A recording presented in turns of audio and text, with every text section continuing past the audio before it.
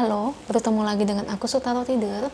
Hari ini aku mau reading untuk zodiak Leo ya. Energinya perihal terkait tentang pesan malaikat atau pesan angel untuk kamu di bulan Mei 2022. Oke, seperti biasa sebelum aku mulai, aku ingin memberitahukan bahwa readingan aku ini energinya kolektif. Artinya tidak semua orang akan resonate atau cocok dengan energi pembacaan yang aku bacakan. Energi juga bisa kebolak-balik, itu yang biasa disebut fase rasa.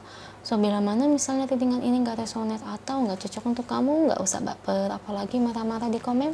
Ingat, ini cuma general, bukan personal, jadi tolong bisa bedakan ya. Kalau dirasa nggak resonate ya berarti energinya bukan untuk kamu. Simple itu aja sih. Bagi kalian yang ingin readingan ini akurat 100%, kalian bisa melakukan personal reading dengan aku dengan menghubungi WhatsApp aku yang ada di description box bawah ya. Untuk syarat dan ketentuannya bisa langsung WhatsApp saya aja. Oke? Sebelum mulai, izinkan aku terlebih dahulu untuk berdoa ya.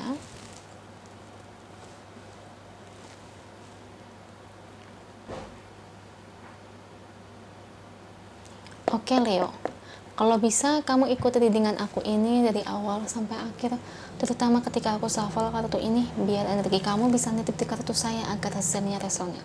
Kita lihat Leo, pesan malaikat atau pesan angelnya buat kamu di bulan Mei 2022. Kita lihat dari energi kartunya. Beri saya 10 kartu. Saya ambil kartu yang jatuh atau kartu yang terbuka sebagai energi pembacaan. Kartu pertamanya ada The Tip, ada Ace of Wands, ada Seven of Wands, Five of Pentacles,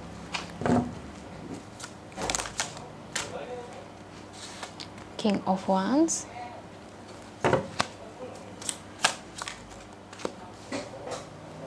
Seven of Swords,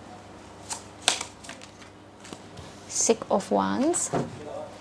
3 lagi untuk Leo, The Magician, The Hermit. 1 lagi untuk Leo, Ten of Wands. Thank you untuk kartunya. Ini bottom of the decknya ya. Kayaknya memang akhir-akhir ini nih banyak banget ya orang itu mengalami masalah yang sama nih. Sama halnya juga dengan kamu Cancer, Leo. Pesan malaikat atau pesan angel untuk kamu di bulan Mei 2022. Memang di sini saya ngelihat ini di bulan Mei ini kamu akan bertengkar ya dengan seseorang. Intinya kamu akan meluap-luap sih rasa amarah kamu, jadi kayak keluar. Karena orang ini memang cari gara-gara sama kamu Leo. Cari gara-garanya itu kayak gimana ya? Kayak orang ini memang mau menjatuhkan kamu. Memang sih, soalnya gimana ya? Dari zodiak lain juga pun saya ngelihat akhir-akhir ini kayaknya hampir semua zodiak juga mengalami hal yang sama ya. Banyak yang cari gara-gara, banyak yang sirik tiba-tiba dan ingin menghancurkan kamu ya, menghancurkan kita ya. Nah, ini sama halnya juga dengan kamu nih, energinya juga sama. Hati-hati sih Leo, orang ini licik dan ini orang terdekat juga sama nih. Orang terdekat juga nih, orang yang dekat sama kamu, orang yang berteman sama kamu, atau mungkin bisa jadi ini tetangga kamu sendiri, teman kamu sendiri. Nah, itu harus hati-hati ya. Gimana ya, parah banget sih ngelakuin apanya tuh, bener parah banget. Bisa dibilang ya kesannya itu kayak menjatuhkan kamu atau menjelek-jelekkan nama kamu, bisnis kamu kalau kamu punya bisnis, atau mungkin kalau kamu kerja ya berarti kamu dijelek-jelekkan bahwa kamu itu nggak punya keahlian. Dunia kerja itu kadang-kadang kejam. Kenapa ya? Orang kalau yang jabatannya lebih tinggi atau mungkin rezekinya lebih bagus dari segi gaji, itu selalu dijelekin sama rekan yang lain. Katanya ya nggak punya keahlian ini itu. Heran ya? Heran ya, kalau dia nggak punya keahlian ya dia nggak bisa kerja di situ. Kalau dia nggak punya keahliannya dia nggak bisa naik pangkat. Ya nggak? Nah itu dia. Ya kadang-kadang dunia itu seperti itu, tapi ya nggak semuanya gitu ya. Kadang ada juga yang malah seniornya yang kesannya angkuh. Ya, jadi mungkin kamu sebagai junior dipojokkan dan sebagainya. Kayak mungkin bisa dibilang dibully. Ya, intinya nih mereka yang cari gara-gara tuh sebetulnya keinginan itu tiada lain itu hanya untuk menjatuhkan aja, Leo. Menjatuhkan kamu. Mau gimana pun. Intinya orang tersebut nggak senang kamu itu naik lebih ke atas, lebih sukses, lebih berada, lebih bahagia. Intinya lebih segalanya deh. Intinya begitu. Karena mereka ini, orang-orang ini cuma ingin kamu itu berada di atas, berada di bawah. Jangan sampai kamu itu melewati batas lebih dari dia. Kamu sukses sedikit aja, orang ini nggak seneng. Hati-hati nih. Hati-hati, apalagi orang terdekat nih. Well, kenyataan pahit ya. Memang terkadang ya. Kadang kita sekolah bareng, kuliah bareng, tapi nggak nyangka ya. Orang yang pernah nangis bareng sama kita ketika kita berpisah, maksudnya kayak perpisahan kelas gimana sih, perpisahan sekolah kan bisa kan pada nangis ya, kayak gitu alumni. Tapi masalah kesuksesan itu berbeda ya.